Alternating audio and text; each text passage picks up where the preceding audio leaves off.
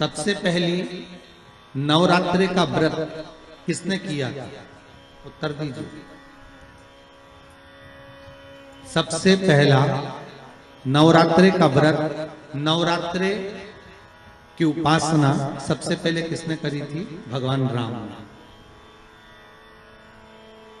अश्विन के नवरात्रि में भगवान राम ने 9 दिन तक कलश की स्थापना कर लंकाधिपति रावण को मारने के लिए मां जगत जननी की आराधना करी। भगवान राम ने मां जगत जननी की आराधना, मां जगदम्बा की आराधना। और कहते हैं मेरे राम ने प्रतिदिन मां आद्यशक्ति को निमंत्रण दिया और मां जगत जननी से विनती निवेदन कर कहा कि आपको प्रतिदिन आना पड़ेगा। इसलिए देवी भागवत में लिखा है कि नवरात्रि में एक दिन, जैसे प्रतिपदा है, पहला दिन है तो एक कन्या का पूजन करो, द्वितीया है तो 2 कन्या का पूजन करो, तृतीया है तो 3 कन्या का पूजन करो, चतुर्थी है तो 4 कन्या का पूजन करो, पंचमी है 5 कन्या का पूजन करो, छठ है 6 कन्या का पूजन करो, सप्तमी है 7 कन्या का पूजन करो, अष्टमी है 8 कन्या का पूजन करो, नवमी है, जम के बोलो, 9 कन्याओं का पूजन करो।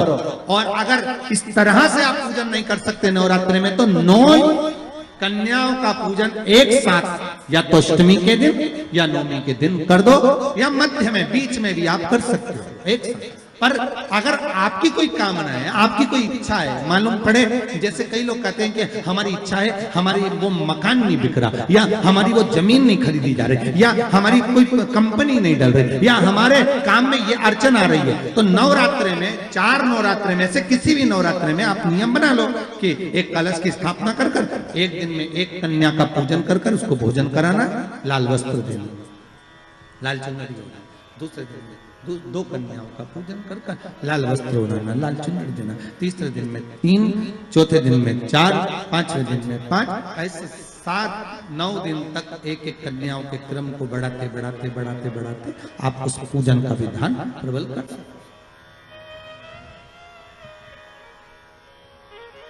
आज किसी का फोन था सुबह, तो कोई कह रहे थे कि हमें गुरुजी से बात कराओ, तो समीर जी ने बताया कि फोन आया था और वो बोल रहे थे कि हमें नवरात्रि में अगर मान लो कोई साधना करना हो तो कौन सी साधना करना चाहिए, हम किसकी आराधना करें, हम 9 दिन तक किसकी साधना करें।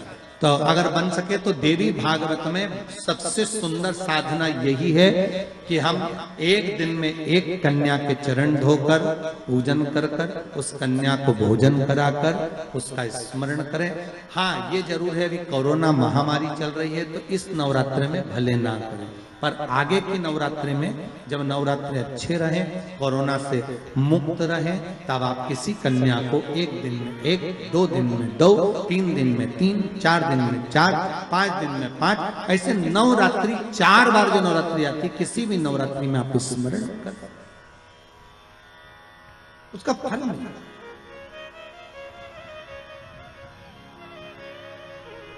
उसका फल होगा।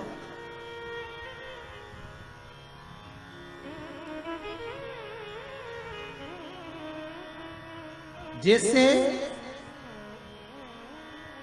बेलपत्री का किया गया दान छिन्न नहीं माना गया। किस चीज का दान? जम के बोलिए जरा।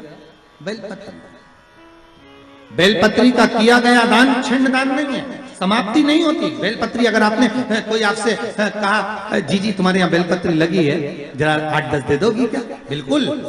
और उससे कहो बेलपत्र तू मत तोड़, हम तोड़ कर देते, और अपने हाथ से बेलपत्र निकालकर उसको दो दान। ये छिन्न दान नहीं है, ये समाप्त नहीं होता। ये बेलपत्र का दान अविरल दान बढ़ता है।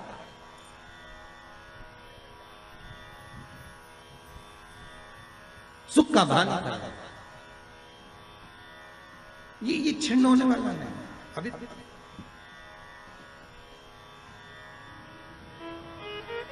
हम जजमानों को भी कई बार कहते हैं कि आप लोग तो बड़े धनभागी हो, शिव महापुराण की कथा जैसे अभी इस परिवार में हो रही है, हम तो इनसे भी कहेंगे कि आपके पूर्वजों का कोई पुण्य होगा।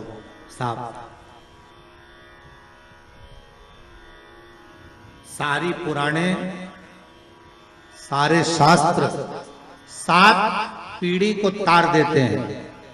शिव महापुराण के लिए स्कंद पुराण में कहा ये 71 पीढ़ी को तार देती है। 71 पीढ़ी तर जाती है मात्र एक बार शिव शंकर की कथा का स्मरण करने पर, शिव महापुराण को श्रवण करने पर 71 पीढ़ी।